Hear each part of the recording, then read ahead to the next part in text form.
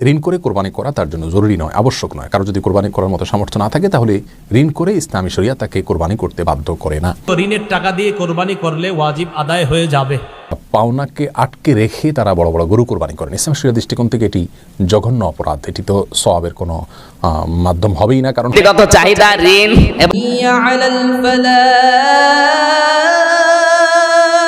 প্রিয় দর্শক শ্রোতা ভাই বোন, আজ আমরা কথা বলবো, যদি কেউ ঋণ করে ধার করে কোরবানি করেন তাহলে সে কোরবানি বিশুদ্ধ হবে কিনা এই বিষয়ে, এবং আগে থেকে কেউ ঋণগ্রস্ত রয়েছেন, সে ঋণগ্রস্ত ব্যক্তির কোরবানি করলে সেটি ইসলাম শরিয়া দৃষ্টিকোণ থেকে গ্রহণযোগ্য হবে কিনা, বা ইসলাম শরিয়া এটাকে কীভাবে দেখে এই বিষয়ে।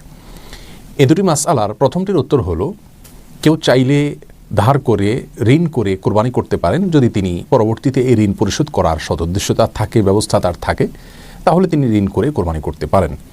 জাগতিক যে কোনো কাজ যেরকম আমরা ঋণ করে লোন করে করতে পারি, রাসূল করিম সাল্লাল্লাহু আলাইহি ওয়াসাল্লামের জীবনেও তিনি লোন করেছেন, ঋণ করেছেন, সাহাবা ইকরাম অনেকে লোন করেছেন। অতএব লোন করে ধার করে ঋণ করে তিনি কোরবানি করতে পারেন যে কোনো ভালো কাজ, এমনকি দান সাদকা হজ উমরা করার জন্য যদি কেউ ঋণ করেন এবং তার ঋণ পরিশোধ করার সদুদ্দেশ্য রয়েছে এবং ব্যবস্থা রয়েছে, তিনি জানেন যে ঋণ তিনি পরবর্তীতে পরিশোধ করতে পারবেন ইনশাআল্লাহ, তাহলে তিনি ঋণ করে ভালো কাজ করতে পারেন। কোরবানিটাও একই রকম। তবে ঋণ করে কোরবানি করা তার জন্য জরুরি নয়, আবশ্যক নয়। কারো যদি কোরবানি করার মতো সামর্থ্য না থাকে তাহলে ঋণ করে ইসলামী শরিয়া তাকে কোরবানি করতে বাধ্য করে না। আর দ্বিতীয় মাসআলার উত্তর হলো, ঋণগ্রস্ত ব্যক্তি যদি কোরবানি না করে ঋণ পরিশোধ করলে তার ঋণ কমে, অর্থাৎ ঋণ পরিশোধ করার বিষয়টিকে তিনি যদি অগ্রাধিকার দেন তাহলে সেটি তার জন্য উত্তম হবে, এ বিষয়ে কারোর কোনো দ্বিমত নেই।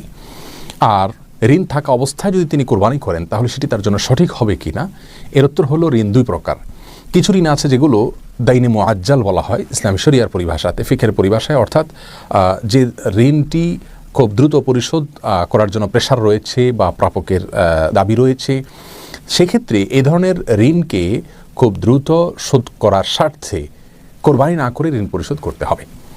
আর যদি দাইনে মুআজ্জাল হয় তাহলে সেক্ষেত্রে সেই ঋণ থাকা অবস্থায় কোরবানি করা যেতে পারে। যেমন একজন ব্যক্তি তার স্ত্রীর কাছে মহারানা আর ঋণ রয়েছে, মহারানার পাওনা রয়েছে, আরও এরকম অনেক সিস্টেমিক্যাল ঋণ থাকতে পারে যে ঋণগুলো তিনি হয়তো ধারাবাহিকভাবে কিস্তিতে শোধ করছেন অথবা নিয়মিত শোধ করে যাচ্ছেন একটি সিস্টেমের মধ্যে, তাহলে সেক্ষেত্রে সেই ঋণ থাকা অবস্থায় তিনি কোরবানি করতে পারেন, কোনো অসুবিধা নেই।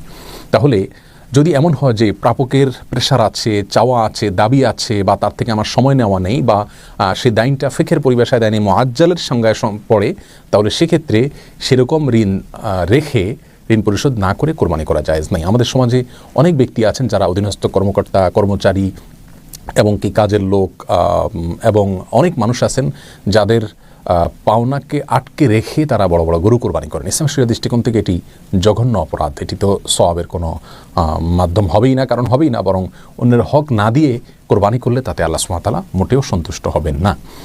অতএব আমরা এই ধরনের ঋণ থাকলে সেই ঋণগুলোকে পরিশোধ করাকে অগ্রাধিকার দেব কোরবানি করার উপরে। আর সিস্টেমিক্যাল ঋণ যদি থাকে, যেটা আমি কিস্তিতে পরিশোধ করছি অথবা প্রাপকের পক্ষ থেকে সেটার জন্য বিশেষ কোনো প্রেশার নেই, বা সেটাকে দাইনে মুআজ্জাল যে বলা হয় তার আওতায় না পড়ে, তাহলে সেক্ষেত্রে সেই ঋণ থাকা অবস্থায় কোরবানি করা যেতে পারে। আল্লাহ সুবহানাহু ওয়া তাআলা আমাদের সকলকে সঠিক পদ্ধতিতে কোরবানি করার তৌফিক। আমরা যে কোরবানিটা পেয়েছি, সাহাবা একরাম জিজ্ঞাসা করলেন, হে নবী, আমরা যে কোরবানি করি প্রত্যেকটা পশুর পশমে পশমে সওয়াব হয়, সুবহানাল্লাহ বলতে পারেন না?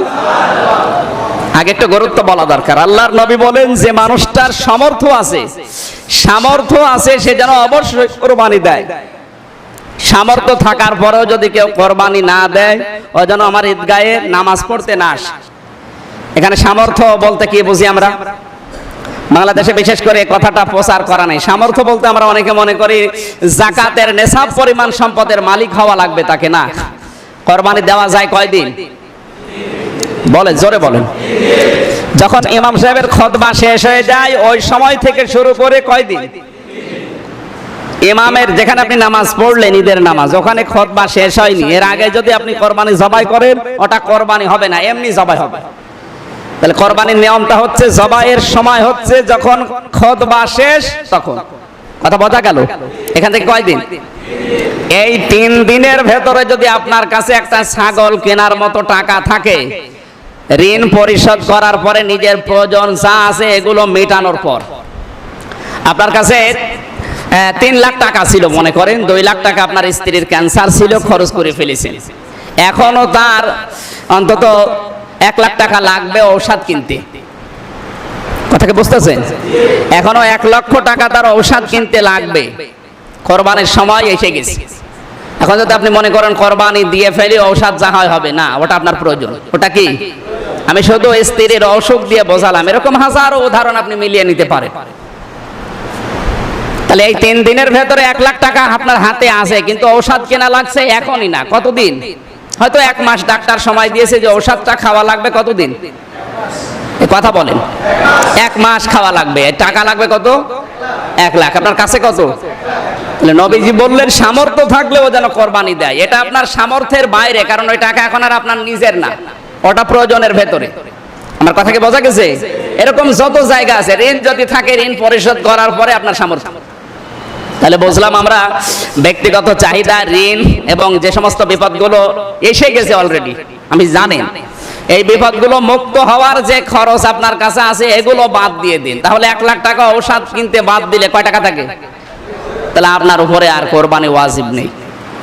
সুতরাং এই 3 দিনের ভেতরে ওগুলো বাদ দিয়ে যদি কারো কাছে একটা অন্তত ছাগল কেনার মতো, এখন তো ছাগলের দাম সর্বনিম্ন হয়তো 7,000 8,000 নাকি?